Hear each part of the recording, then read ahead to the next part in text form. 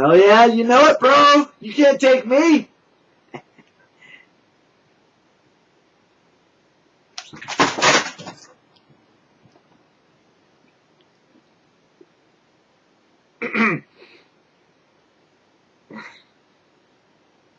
Hello there. Welcome back to the show. Reviews from the room. And welcome back to another thrilling episode of Reviews from the Room. Well, what do you say we take a look at another piece of classical work of horror? This was a movie that was so famous, so barbaric, that it was banned in various parts of the country, and even in other parts of the world. A movie that is remembered for being horrific, being made by absolute maniacs. This is the Texas Chainsaw Massacre.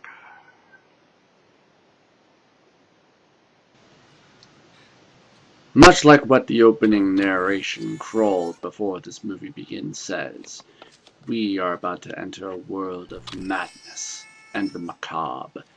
A film directed and written by Tobe Hooper, quite possibly his first film, and his most gruesome, most raw film to date. The opening itself tells you exactly what you are in store for. Utter madness. And the worst kind of horror to be witnessed by man. Forever. I remember even as a child these very images terrified me. And now I look upon them as the beautiful and gothic art that they are today, as they should be represented. Truly a masterpiece of a film.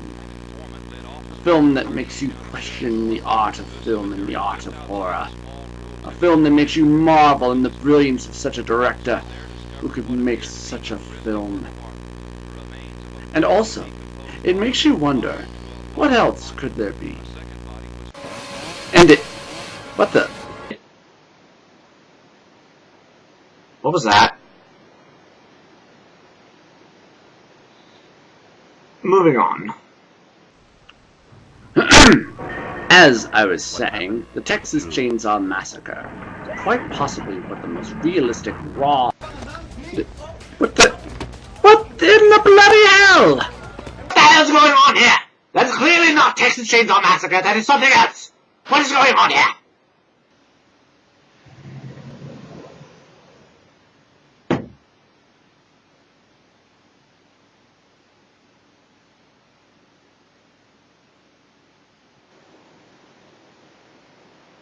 This was your doing, wasn't it?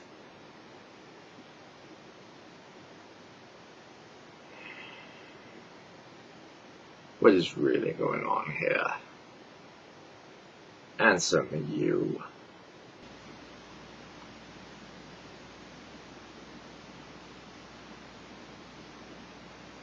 Don't give me that look. What is going on?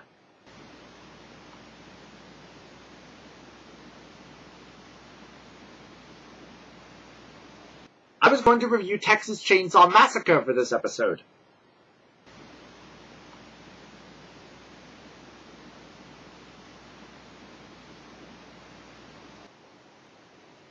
What? What do you want me to do?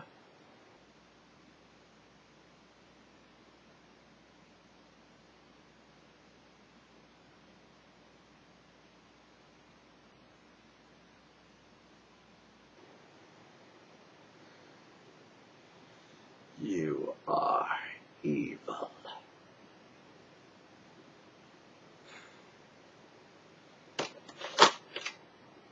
Fine. We'll talk about both films. Will that make you happy? Good. Yes, Hostel.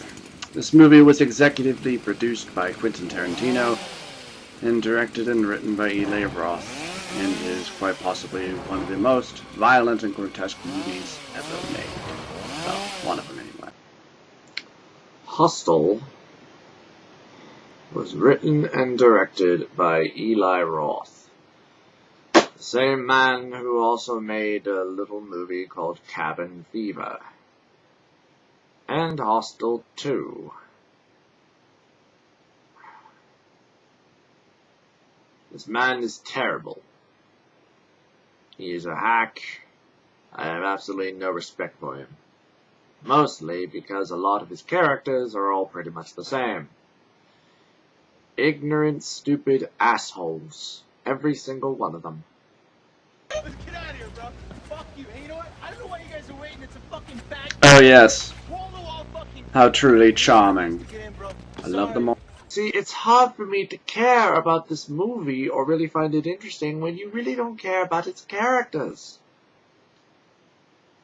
Especially when all they want to do is party and get drunk and fuck and smoke pot and fuck. And that's the movie in a nutshell. And the overly excessive violence, of course, as well. Oh! Ouchie! And the grand finale. Though, I will admit,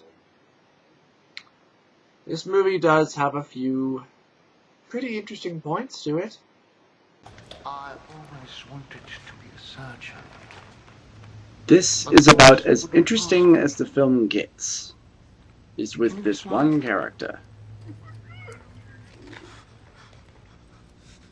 And then, that's about where it goes. Sadly. You see?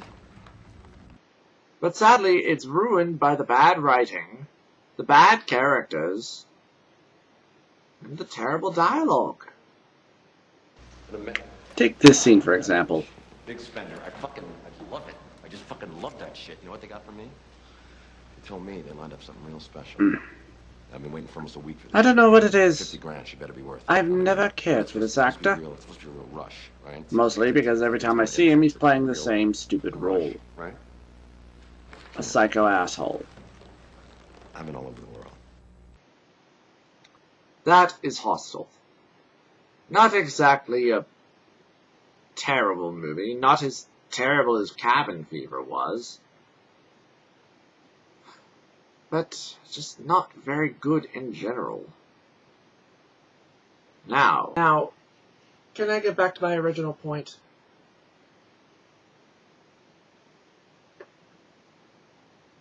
Thank you.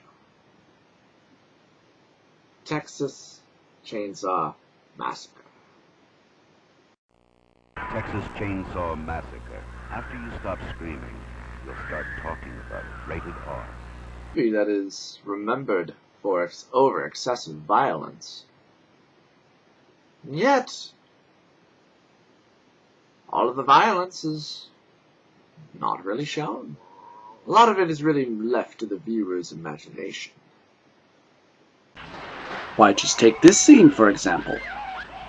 First opening scene of violence. See? No over amount of blood splatter, or nothing. Just the illusion of blood. This movie does suffer from one pretty major flaw, though.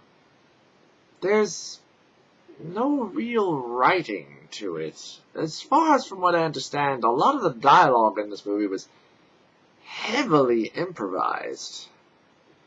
Which shows when a lot of the characters just tend to repeat a lot of whatever it is they're talking about. Take this scene for example. You don't think it means anything? We'll protect you if he tries to get you. Nothing really happens. He's gonna kill you, Frank. Characters are just repeating an old conversation they were having. It probably doesn't mean anything, huh? You And worry they're just so gonna much. go from there. Well, he couldn't find us anyway. At least when they do it though, it He does doesn't have know a our names. bit of I gave him your name, Frank, and I told him where you human lived. generosity I gave to him it. your zip code. He's gonna kill you. Jerry.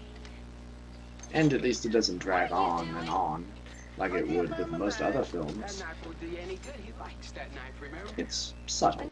The killers seem to have no real motivation, but then again, since when did a homicidal maniac really need a reason to want to kill and eat people?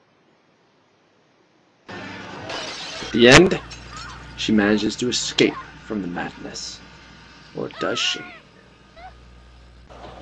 Ah, and here come her pursuers. Here's Tweedledee. And here comes Tweedledum. Nothing better than slashing a girl that's just on the roadside. Oh dear. Ooh, that had to hurt. Booyah, motherfucker! Double ouchie. An ending scene so intense you wonder whether or not she will make it. And she does escape with her life. Though, not with her mind. Yes, she never truly escapes. Sure, she lives, but her mind is lost. And as are we. Like all of them, we are lost forever in the madness. And there you have it. The Texas Chainsaw Massacre. A film that is very simple, very, very low budget, very interesting, and quite horrifying. And still, it has a lot of the scares to show through. And there you go. 2 films for the price of 1. So, next time I'm choosing to up the ante. 3 films for 1 review. 1 filmmaker this time around. A man who is known as the master of scares.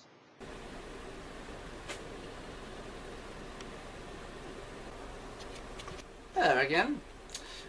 So our host was a bit confused about our upcoming schedule. So what we will actually be doing is something a little bit different. We're going to call it Remake Exploitation. So on next week's episode, we will be taking a look at 4 films that are all remakes on 4 previous horror films. First up, that is Texas Chainsaw Massacre remake, Black Xmas, Friday the 13th remake, and finally the Stepfather remake. We now return you to your regularly scheduled review. What remains of it. Next time, Wes Craven, Nightmare on Elm Street, and People Under the Stairs, and Shocker. Stay tuned.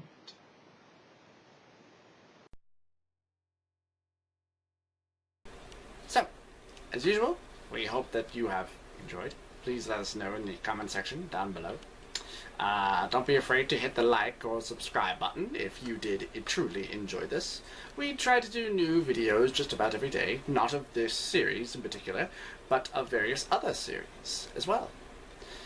But if you did enjoy this, please let us know. You can check us out on our Facebook page here down below.